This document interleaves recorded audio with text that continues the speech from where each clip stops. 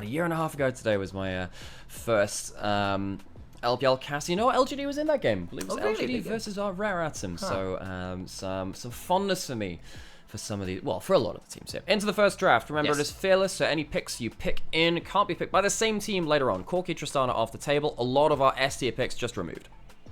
That is exactly it. What's also becoming increasingly common, though, is a return to LeBlanc. Everyone was really focusing a lot of those AD mids, but a lot of mid laners have said, actually, with a lot of the changes, LeBlanc still feeling really good. We saw Rookie put on a clinic with it yesterday. We know exactly what you can do if you're given a bit of space. It's locked in. Both top laners, though, hovering their one true love, namely Fiora. They know what's going on. Finding an angle for Fiora, though, in the current meta is a little tricky with the propensity for people to lock in those early spiking tanks. All right. Very rapid lock-in of an Ahri Nautilus. All right, we don't get to see that much Ahri in summer. I know we've seen a lot of it for the last 2 years. And yeah, I get to judge them harshly as an Ahri main myself. You know, weirdly I can't say, oh, I'm a 1.5 million point Ahri main anymore, because they've changed like level 130 something or whatever. It's really changing things a lot. I'm not sure I like the new master in regards to that. But all the same, very proactive from RNG in the first few picks. Same with LGD. You have Assassin, Mobile, AP mids, which can get themselves some really good lane dominance. And they have a lot of follow-up with the Leona and the Nautilus as well. This, to me, already signals a faster game than we saw from both of these teams already coming in. Got a little bit of frontline coming in from Birdall. ZDZ potentially could go towards something a bit anti-tank towards that top side. You can't pick that that Twisted Fate, of course, because that ended up being banned. So we actually have quite like for like locked in across the board. We could take that Poppy, but all the same, the champions locked in a Mobile AP Mages mid, which can have some of that big assassination potential. Big engaged supports. Frontline is their third pick. Understood, and you're absolutely right. We have got, in some ways, that mirror you're talking about. It'll be interesting to see how it exactly plays out. I do like Poppy into Leona, LeBlanc, and Cassante, though. I think that makes a lot of sense. And still strictly flex. I feel like Way's Poppy as well is something that he hasn't pulled out as regularly as maybe when it was like a crazy meta and Peanut was running kids over with it last year. But gonna have to try and maybe think about picking it up again today, even if it has kind of fallen out of the jungle. I miss Way playing Poppy. Yeah. It was I have to say, one of the few things I feel like I've contributed to the League ecosystem and community is the full build Poppy meme, which is just Poppy hits level 3 and therefore cares about nothing else in the game. Buff and level 3, you have everything you need within the game at that point. You see the LGD removing some of the prime pairings away from the Ahri, of course, with the Poppy locked in into the Cassante. It's a good matchup in top side, so it wouldn't surprise me if that's up there. LGD could remove away the Vi as well, because you got two kind of schools of thought, right? You have one, you either have a jungler, which sets up very easily for the Ahri, or the Ahri looks to set up for the Lee Sin. That can influence the build that you go towards as well. Of course, you don't have the Everfrost anymore to make sure, again, that the Lee Sin is genuinely just point and click. They don't give they do give the Vi over, though, which is a little interesting to me, because if that Poppy goes into the Xanse, which I think is, again, a fine matchup topside, I feel like RNG could have gone for a real hyper-engaged composition, which the LeBlanc couldn't deal with, and then the AD carry left to lock in would have also been in danger. Debating's a bit of a different angle, though, and you have now got a lot of pick and fire support for a Graves carry game. And Way, of course, another one of those big-time players of the Graves when it was much more meta.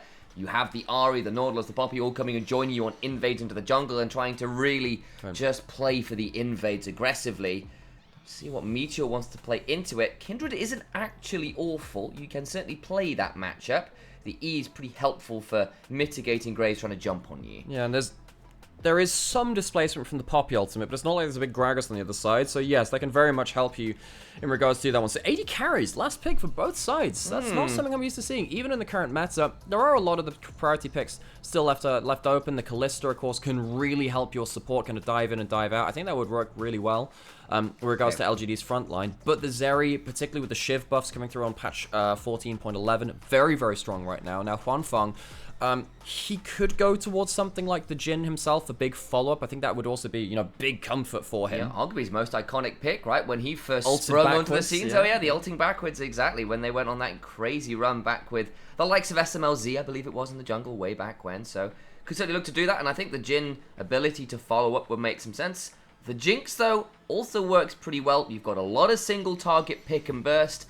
Jinx gets involved in that kill, and suddenly you've got a Graves and a Jinx running at you at Mach 5, which can be a little difficult to disengage from.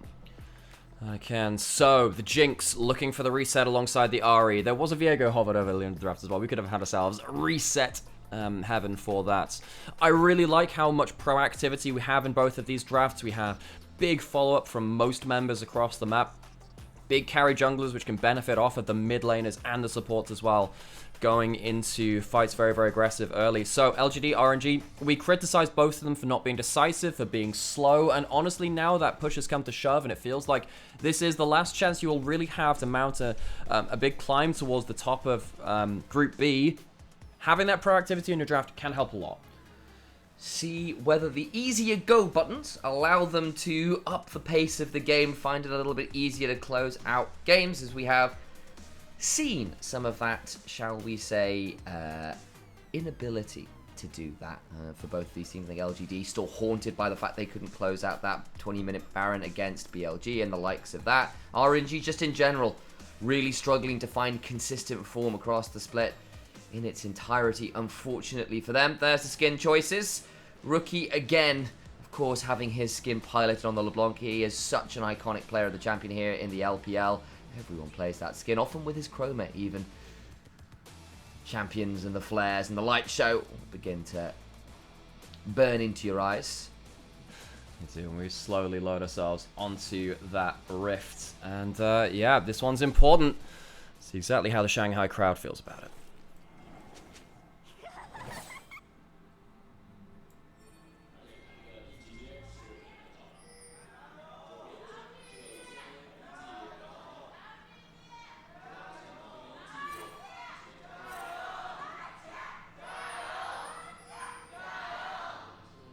The RNG fans are still incredibly loud here. Such a long-standing organization. Saw on the screen there the kind of chant leader there. What is the term for that? Like, I have no idea. Different places, different. Yeah. Sure. Yeah, you know, one thing which so we're on 14-11, which means we don't have the Tournament Realm patch with Faker's new Ahri skin. I'm waiting to see when someone actually plays that. By the way, I have a secret suspicion that someone who might have the skin, I think it's actually pay to lose. Really? Yeah, I think that skin is actually pay to lose, because when you ult later into the game, there's a big like border around the screen, kind of like how Project Vayne ults, and it's really distracting for a champion you need to have a lot of situational awareness on. So I remember I played one game of it on ARAM, and I was like, what is on my screen? And I did really badly. Not that that could be completely irrelevant, but still, I think there's a chance it's pay to lose. You play, it's definitely irrelevant. It's only Zyra you're good at these days, mate. Come on, you know it's true.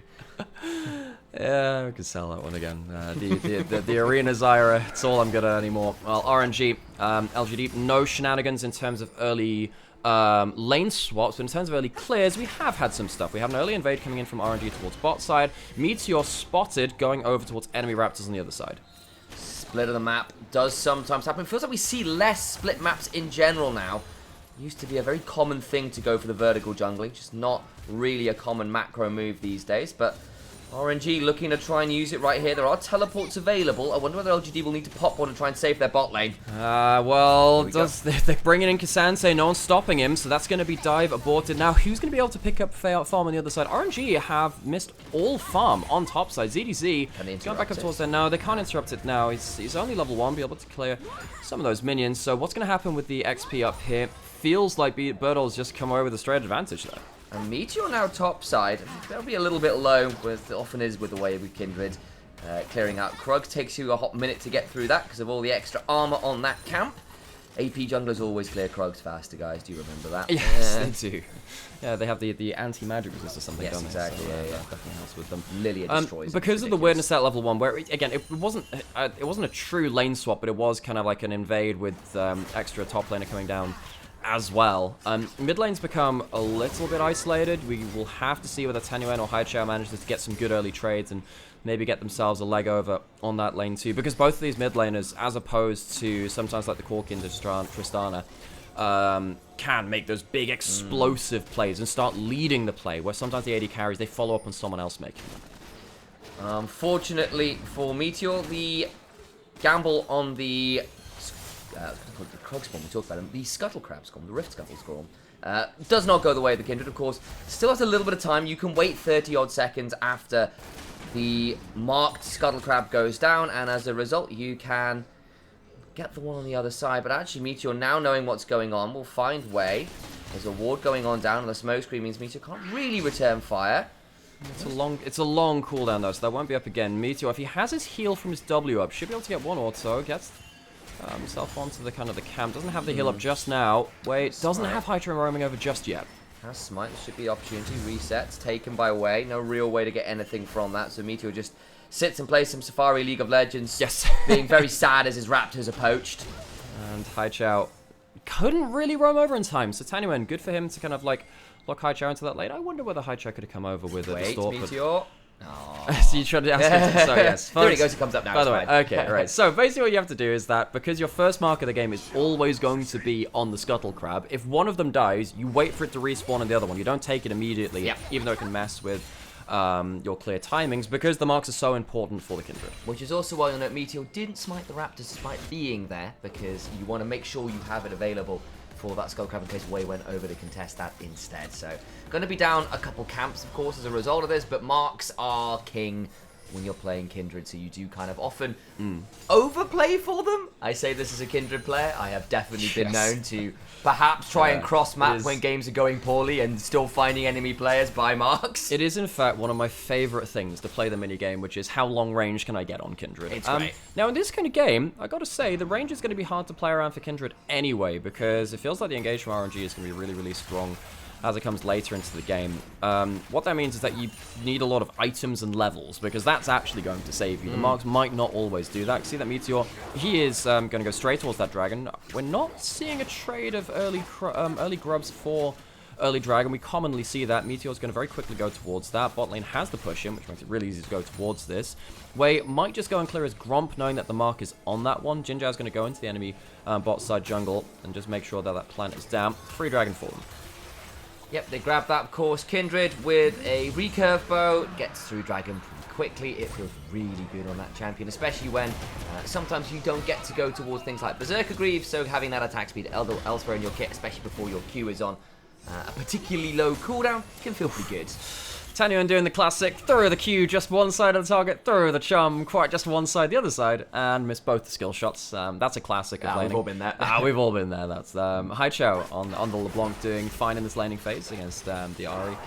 That matchup can get really swingy, but it has been isolated, and both junglers can't really influence it in the same way. But we're now getting to the point where this matchup becomes really important about these grubs, because mid lane's been so kind of even and Haichao has the push, means that LGD have the advantage going towards the objective. Meteor has Smite, so can probably just take at least one here with the Smite. Trying to wait on Way coming on over, claims one. Smite's actually quite late there, was trying to hold on to it, you think. ZDZ now down, I think LGD will be happy with 2 grubs and a dragon, even if, as we kind of note, Meteor has cost themselves a couple camps, at least tempo on said camps. Off that way, hitting level 6 before the Kindred pretty handily. When it comes to LPL, there is one team which is contesting both Dragon and the Grubs early as well, and that's Top Esports. They have really good read on the early game. It feels like it can be quite greedy to go towards that though, and as you can see in that fight, Meteor couldn't really stick around for all 3, knowing that ZDZ had ult. I think that Poppy ult's going to be so important later into this game because of that Kindred and the Zeri. If you can punt one of them out of the fight, I think the damage really starts to go with it, so really watch out for that one. Mid lane, Haichao's been doing well to keep Tanyuan locked in lane. Has first strike, happy to farm up there, and is going to very confidently now go over towards side lanes, you know, about 5 minutes from now after a solid early laning phase. And I think that Haichao's going to be really important for LGD going to maybe a 1-3-1 style. Wow, Tanyuan again hitting the wrong ends of those trays at this point, unless Tanyuan is catching some of those charms, just getting chunked out a little bit there. I wonder whether Merc Treads might be an early buy here from the Ahri to try and mitigate that CC. There's a fair amount in this game with the Leona and the Xante there. Yeah, I was also about to say, Leona exists. And if you're trying to be the instigator on this team, it can really, really help. So Tanyuan goes back and immediately buys a null magic mantle. I am sad there is no Dark Seal in inventory, as I am obligated to say. For those of you who have not tuned into this before, I, an Ahri main, that's actually just my title now. The Ahri main, yeah. I put this like little like Alex PhD. They couldn't tell from the skins you own and the little shrine in the back of your room. But basically, both of these mid laners are very, very snowball reliant, and someone like Ahri's best item is Magi's Soul Stealer. If you go back for a Dark Seal as your first back of the game, it gives you the best chance to have a good Magi's game. Buy it on your first back. I don't care if you're missing out on an item breakpoint. That item is actually very important for you. And Tanyuem, I will hope he will get it before he gets kill participation, because that is like my biggest pet peeve. It's like, oh, I've got all the kills. Now I'm going to get this ring. It's my library card for Magi's later, and it has 0 value, because I got it too late. Oh, wonderful. You got to get in before the stocks start climbing, guys. That's the way this works. Don't be late to the party. Don't buy Nvidia now. Don't do that. I would say, isn't it meant to be like diamond hands when you hold on to the stock? But that's probably not very good for League if you're a pro player. Alrighty, we're getting Verdol. Actually doing really well in this early laning phase. Both of these top laners, Verdol and ZDZ, I think it is very fair to say they've been under a lot of scrutiny. Yeah, that's very fair. They are, Verdol, over his career, he was on Gen G. Yeah, he was. Big Aurelia player. Yeah, huge Aurelia player, and I think Verdol actually ended up being on the back end of the worst CS differential a player has ever suffered in a in a pro match, and it was Fiora versus Aurelia, because he messed up his Aurelia at level 1, and he got like a 70 CS deficit at very early into the game. It's like worst CSD at 10 we've ever seen. And then, of course, ZDZ was removed from Weibo. This guy was on Weibo with Xiao Hao after coming from Anyone's Legend, and he was taken away from that roster. So both of them, I suppose, at slightly different timing marks. Verdol at the start of the year, ZDZ coming through towards this summer, looking to find a little bit of that lost reputation. While we were talking this, of course, Dragon did go over to the side of LGD as well. Worth noting that was a little earlier on. You're right, 40 seconds till the next one. And I will note... Oh, Scuffle, that's what it was. That's what it was, yeah. It was like, not quite that, but good charm, actually. In the middle of the distortion, you can interrupt dashes with the charm. It feels pretty cool when you do that.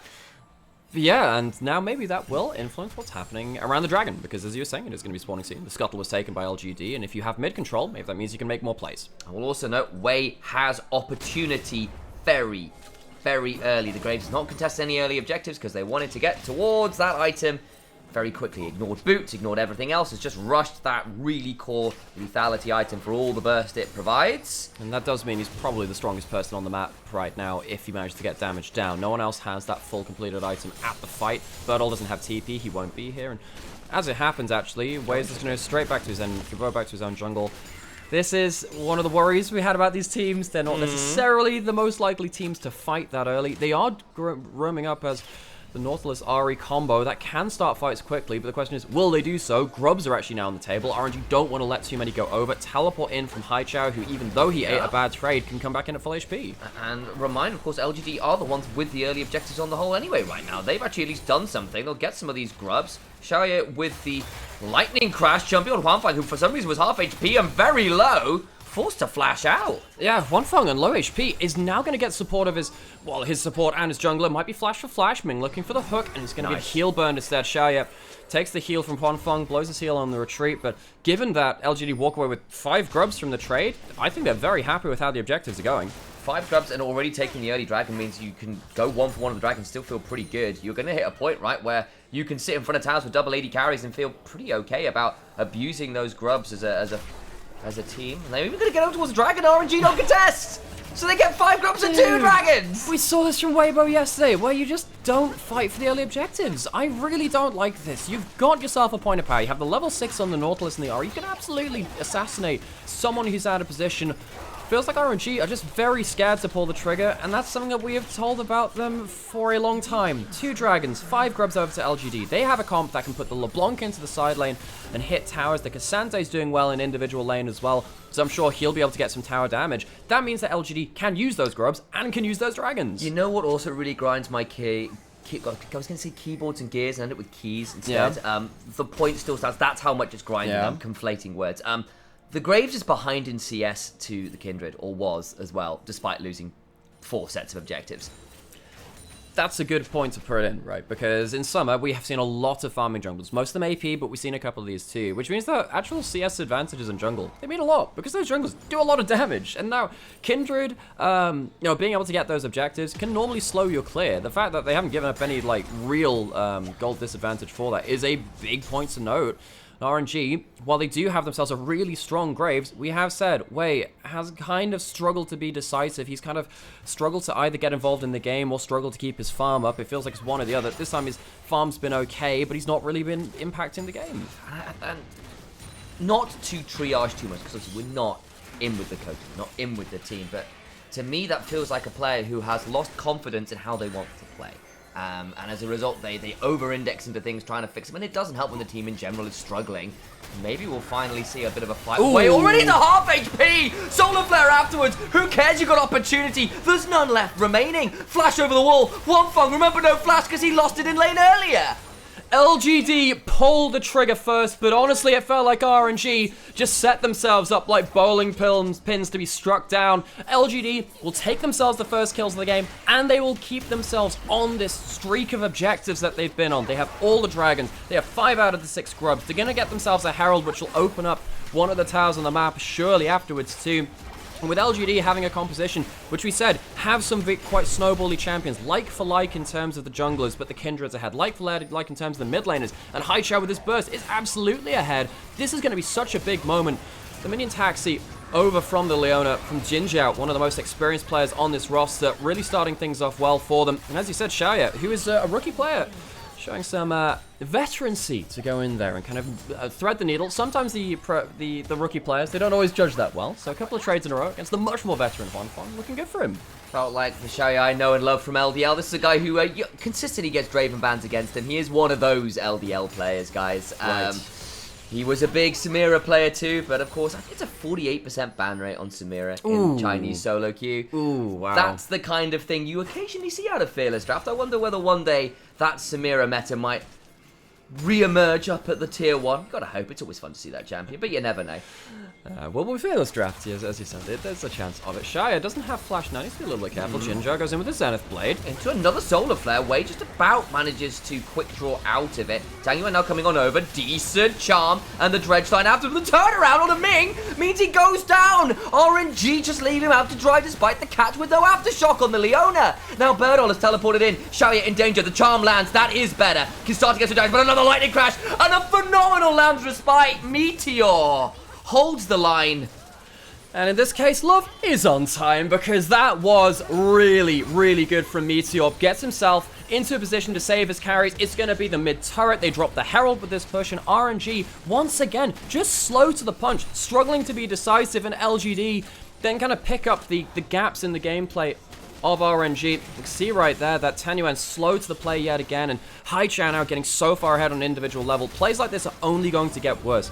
This fight starts off with, Jinjiao going a little bit too deep. He uses Aftershock and his Eclipse very early. He has none of them now for this point and gets charmed. So you think, okay, this should be a good fight. But they don't have their AD carry in the right position. Jinx has been forced off, had to blow that cleanse as well. And then as the fight comes through, you don't have your AD carry, and yes, the second charm, really good there, even though it comes through with the heal movement speed, is just not enough. You don't have your AD carry there. The Lamb's Respite stops you from capitalizing on any kills, and RNG are just not fighting well. And I've got to call it out. Wei had his full combo available, and Meteor was miles off being able to press R on the Leona. You could have blown up that Leona.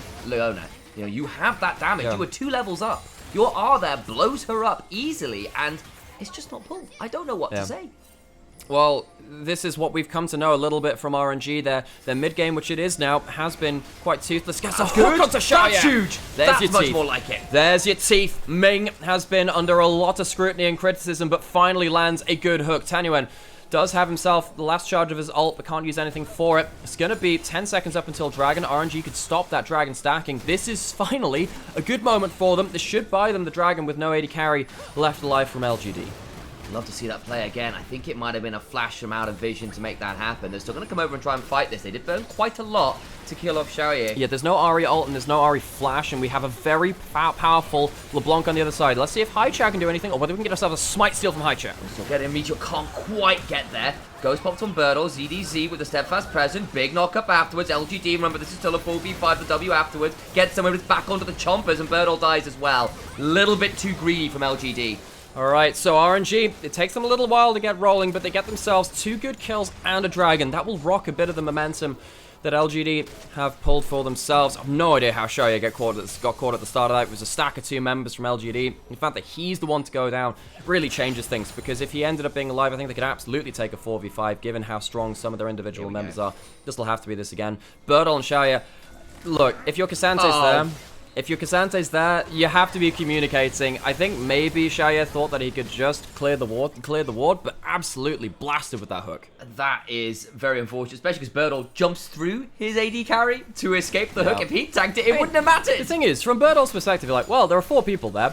Let's not fight. So Xiaoye tried to clear a ward, which he wouldn't have been able to do in time there. Really feels like an overestimation of his own mobility and safety there. And he goes down really in a bad point. Now we need to see LGD, can they get to the point where they can use the 5 grubs they have with the strong solo laners that they have. So you can see that Haichao going towards a death cap second, not even... So strong. You know, sometimes we see stuff like Horizon Focus, things like that. If they can get good side lanes, like with Birdle trading here, that could open up tower kills with the grubs. He's up 1,500 gold. He's got himself a Dark Seal with stacks compared to Dangyun, who did buy it late, by the way. Haichao goes forward, clears out the wave and way. Just throwing out a smoke screen at the end of it all. Not going to be able to get that much done. You've ruined my day, Sam. Thank you for pointing that out. so I like to have object permanence where at least when the scoreboard isn't showing, I don't have to think about how professional You mean players... object impermanence? That's the one. Where when it's not there, I just don't think about the fact that professional RE players still, even though the builds are much better than they used to be, still make me sad, Sam. They do sometimes do that. Malignance first, I don't think is that much of a shock on the RE, even if I know you still quite like the Lich Bane on that. I have to say, in pro play, particularly in a game like this, you're meant to be speeding up the game. Malignance is good if you're using your ult a lot. Now, Tenuan hasn't necessarily been in position for that. But yeah, Malignance is completely fine. It means that also you don't have to go for Mana Flow as your secondary rune, which can sometimes be pretty good to go Resolve or Inspiration. That's pretty fine for your laning phase. Thing is, when you go for Lich Bane, because you don't have a Lost Chapter, you kind of need the extra Mana Flow ban. So that can really help. So anyway, it's some micro things. I don't really mind if it's not Lich Bane first, that's Malignance first. It's more a problem when it goes to, like, you know, if you ever see a Cosmic Drive in RE, send me like an invoice for a hit on them, you know. Nymaera comes crawling through your window at night, ready to yell at you for RE builds. You need the, you know, the Super Smash Bros. Like, Alex joins the fight, Alex calls a hit, or whatever. Super Smash Bros. Just me, like, with a balaclava climbing through an RE main's window. That's horrifying. I feel like you might be perjuring yourself there. That's going to turn up in a court. Nah, they'll never catch me. Transcript of some... They'll never catch me. I'm going to have enough ult cooldown, it'll be fine. I'm now realizing I'm harboring a psychopath. Set help, everyone. You didn't know that already? I'm ashamed of you, Sam. Well, the thing is, LGD, the thing is, they do have the grub bonus, which means that whenever you're getting cross maps like this, expect LGD to be doing a lot more damage to towers. You did get the top lane out of turret taken by RNG, but with the 5 grubs, LGD get themselves a mid-inner turret for free. This is the problem with RNG trying to cross map right now. And with the exception of Xiaoye getting caught by that bush, and again, flash blind hurt, weird stuff with the Cassante, it was a weird moment rather than like an actively, like, we have set up for this and it went wrong moment, if you know what I mean. I feel like LGD now, and then with the BLG series we saw last week as well, this team is looking a lot sharper than the first couple weeks of the split, I have to say. Yeah. Solid gold lead, solid macro. They're in an awesome, okay position here. Considering how LGD played in Spring, it's been a big change for them as well. Because in Spring, most of their games they won were, Birdle, go flank! And he had Lethality Aatrox and he'd win the game. He was honestly close to my top 3 top laners in Spring. I'm actually wondering if I put him as my unofficial third all-pro, actually. Because he was so good on those flanking champions. It's taken him a while to go back towards more tanky stuff, dodge that on the hook, and that's important. So, the Cassante can give him some of that backline dive, but it's not necessarily that same flank-to-win champion that he was loving to play early on into the year. Got ourselves another dragon spawning in 30 seconds, looking for the first pick of the fight. Tangyun is the one who eats it. Solar Flare slows down the RE, hasn't needed to go in quite yet. The Steadfast Presence buying some space. Meteor going to be knocked up, but does get the Dance of Arrows away. The Ultra Shock Laser goes a little wild. That's some ultimates used, but no one is dead. Yeah, the Solar Flare being down, big, but Tenuan also has himself no Spirit Rush. So Tenuan on the RE can't start up on those plays quite as much. Does have a Charm Flash to follow someone like Ming's hooks if it happens, but we are going straight into mid lane play, and Haichao's getting the better of it. Death cap completed means the damage is huge. Wolf's Frenzy up, flash on in from Jinzhao, looking for a stun to the wall, was the Poppy. Can't quite make it happen, a flash out from ZDZ keeps him alive. The chains will land onto Ming, taken to about half HP. The rocket lands onto Xiaoye somewhere, who was back towards the mid lane tier 1, I guess clearing waves. And we're going to see another contest over this. Haichao looking as it drops the back as a big charm onto Cassante. Gets into the Lamb's Respite, means he doesn't die to the collateral damage. Yeah, the Hook ends up buying a big ultimate, but Haichao's poke has been winning this fight so far. But all it takes is one good hook now. That might just be the end of it. 10 seconds until the Ari ult comes back up. ZDZ did get to teleport back on into this dragon with a lot of HP, and Xiaoye isn't here currently, was on the way, looking to contest that. Hop on forward from Haichao, chunk onto ZDZ, take him very low, not down though. Jinzhao going to be out of range of the death charge. Sorry, Dredge Line. There we go, down goes the Poppy, dragon down, stolen by Meteor, away, sorry. As he smote a little early, did Meteor. How much are they going to lose from it? They're going to lose. I think the entire team is looking really scary. Another kill for Haichao. Jinzhao finally goes down. That will get Huanfeng excited. Flash on forward for Haichao. Cannot secure the kill. The rocket afterwards gets very close. Can't quite secure the kill. Huanfeng healing. Hop on forward, tank him. He's got no mana. Hasn't been on a reset. Haichao so low. Hops forward. Distortion gets two. Charms afterwards. Flash for an auto because he has no mana. Freak will still haunt League of Legends to his dying day. The bottom lane runs red with blood. So many bodies hit the ground between LGD and RNG. It's not a clean fight, which means that we're not going to have ourselves a big Baron rush afterwards.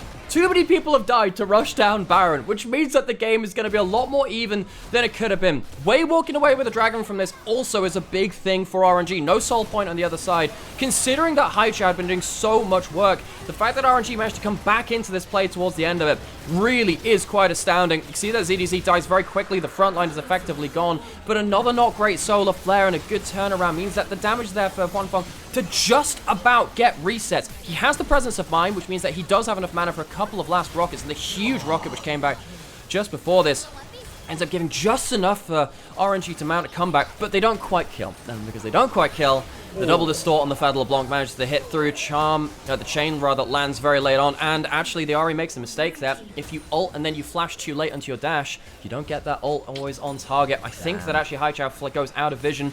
Ari ult doesn't target people out of vision. Don't think he quite managed to get that because he only gets the auto's worth of damage. Third item now for the LeBlanc. He's got a Shadow Flame and a fully stacked Dark Seal. Towards the Baron we go. Yes, they lost the last fight. 33 HP, I think is what Meteor got it down to, unfortunately, so it's still 2 dragons apiece, but this Baron could be pretty tricky, and now RNG are playing against a Giga-Fed LeBlanc who can blow up nearly every member on the enemy team. Yeah, this 10-stack LeBlanc on the Dark Seal with everything else could absolutely massacre this. You have the Lamb's Respite if you want to play difficult as well. Zhao, pretty low here, needs to be pretty careful, stays alive. No, it's too late, the Lamb's Respite doesn't save him. ZDZ still falls, it's a 1-for-1. Ming now in danger, pulls himself away with a Spider-Man moment. The HP bars on RNG are definitely lower, as Haichao, big chunk back as well. Oh, Meteor misplays around his ultimate. You had to feel like LGD had all the tools to make that team fight work, but the fights between these two teams have been very scrappy so far. It was the first time around playing them.